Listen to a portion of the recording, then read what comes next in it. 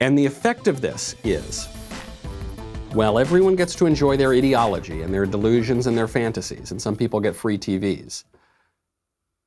Normal people, good, normal, regular people in communities get destroyed. There was a woman who was interviewed in Minneapolis.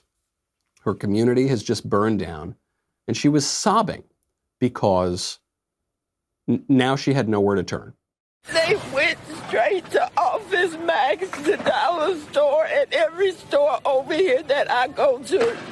I have nowhere to go now. I have no way to get there because the buses aren't running. These people did this for no reason. It's not going to bring George back here. George is in a better place than we are. And last night, I'm going to be honest, I wish I was where George was because this is ridiculous. These people are tearing up our livelihood.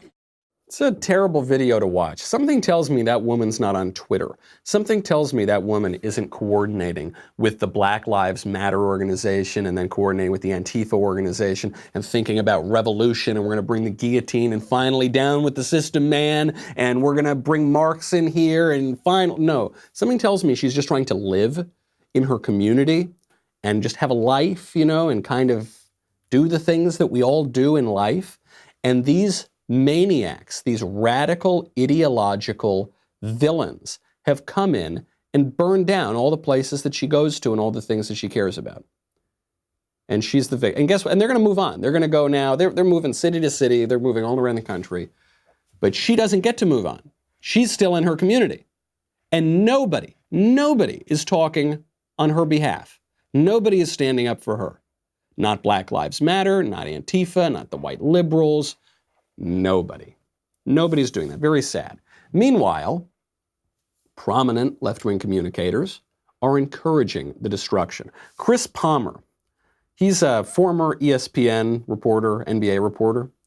Chris Palmer, blue check mark on Twitter, he tweets out there's an image of low-income housing burning to a low-income building, completely on fire. And he tweets out the phrase, quote, "Burn that SHIT down. Burn it all down." So low-income housing in downtown in the city, burn it down. Yeah, that's right. Next tweet. Once the protesters started moving out of downtown, started moving toward Beverly Hills, some of the nice areas in LA, all of a sudden it was a different story. He says, "I'm as down for the cause as anybody.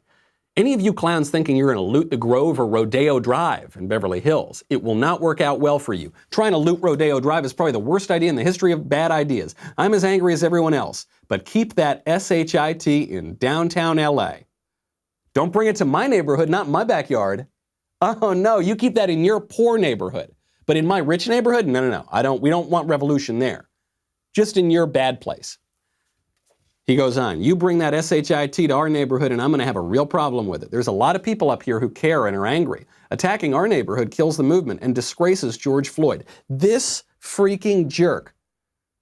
He actually stands on the grave of this dead man in Minnesota to explain why people should burn down the area where lots of low-income, disproportionately black people live, but not in his nice neighborhood where lots of rich people and mostly like Persian people and white people live. Don't do that. No, that would disgrace the memory of George Floyd. But go burn down downtown LA. George would love that. Oh, he'd be thrilled.